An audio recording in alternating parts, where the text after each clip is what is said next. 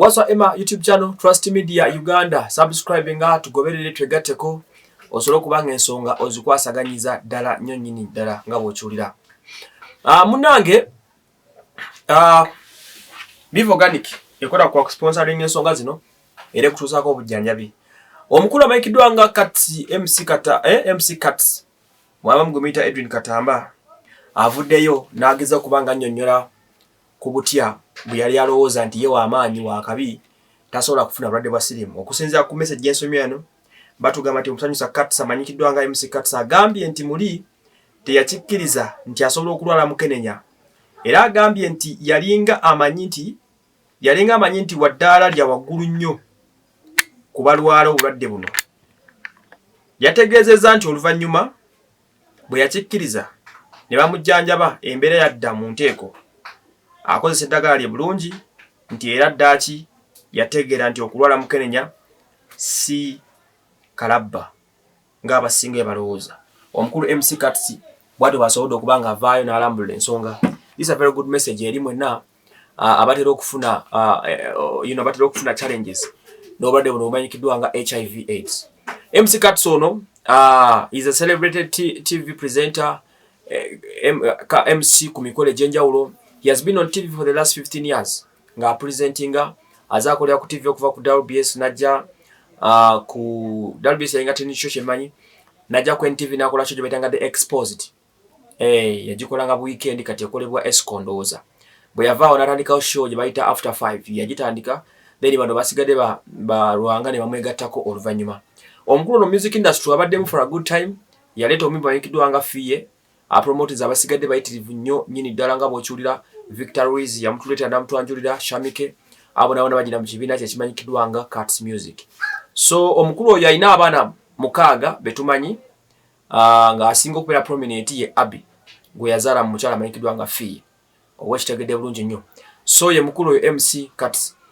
Cuts ono yafuna mu challenges emabegakaawo bwe yayawukana ne mukyala we, obulamu bwamugendera si bulungi.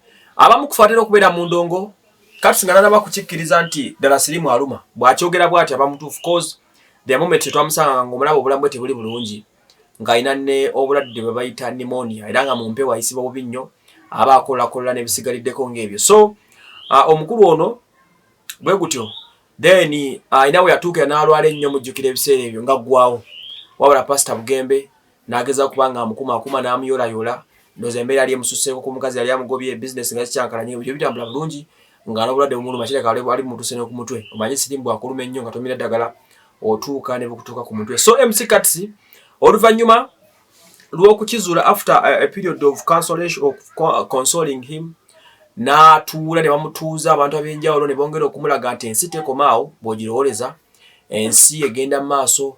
Baamunnyonnyola abamwetoolodde explain to him what to do.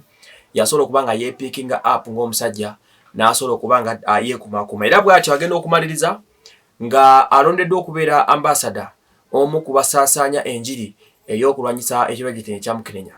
Bw'otuulira Cuts w'emyaka nga tebanakuggalawo ndongo, that is 2019 2018 bala 2019 okudda emabega. By then that period twateranga nnyo okubeera ne Cuts ku fame lounge nga akola nights zeezo ziyakolanga.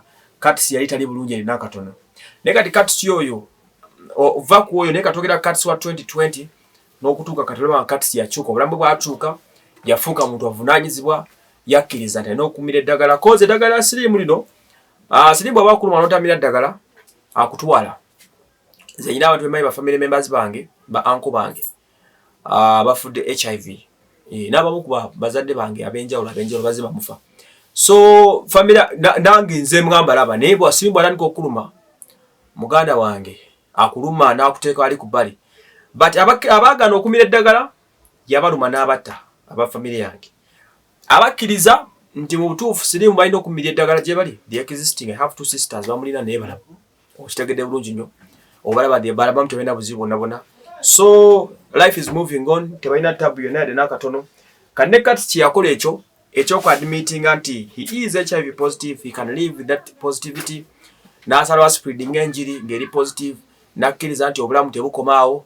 Meni olaba ng'obulamu bwe bwakyuka. Cuts wa 2020 yakyuka nnyo, yafuuka mulala, omubiri gwaddako, amira eddagala embudde kuba ARVs no teziva nabweru bazikolera wano wali ebimu ku bintu gavumenti n'ebitono byesobodde okukola byebyo okuteekawo eddagala lya HIV ate ng'erigabira bwerere so buli ddwaliro lyogendamu erya gavumenti taso gyeri buli ddwaliro nanga la gavumenti eddagala osobola okulirisiivinga ate free cost tewali kujja kadde so kasitoba ng'olya bulungi onywa bulungi weekuuma teweegaddanga bitasa kyakunyonyola nti ARVs no mu bintu ku gavumenti byekoze bitini ezo yazikola nezituteerawo so abalwadde bagenda ne bareceiving eddagala eryo obulamu busobola nga butambula so teweetuulako lwanyisa stigma eyo ebiseera ebiyise emabega 20 years down, not even 20 years like 10 years emabega ng'okuwulira nti oli mulwadde wa siriimu bwalinga bulwadde nnyonyi ddala so n'olwekyo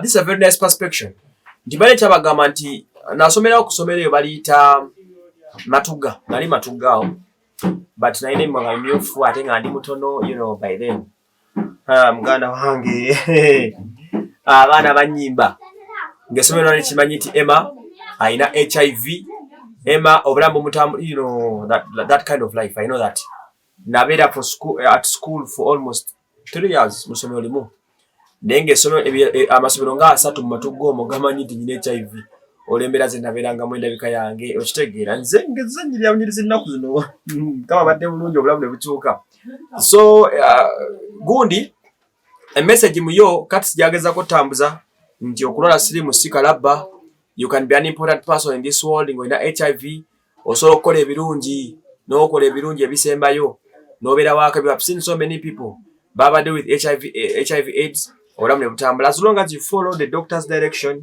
lya bulungi mire eddagala mu budde nali janja kwenda ngo bande wasirimu naawona si omusi babiri mire eddagala mu budde buli kimu kikola in time or on time ojja kuba ng'osobola okwachivinga ekyo ojja kuba osobola okusavinga nations ebidulinga okuzo abaana abasinga babazaalanga ne HIV ekyo gavumenti nakyo nekikolako kati ozaala nga olina HIV nenga omwana gw'ozadde talina HIV oba ne busigala nga butambula buli kimu nekitambula nga kiri very clear and fine so n'olwekyo MC Kat just wish you the best keep on keep going on keep moving osobola okubanga ekintu ky'okulwanyisa siriimu tukikola nga Museveni bwe yatugamba nti ayagala by 2030 HIV abe nga ali ku 0 level wano mu ggwanga katusabe kitambule nga bwe kiri nze waswa Emmanuel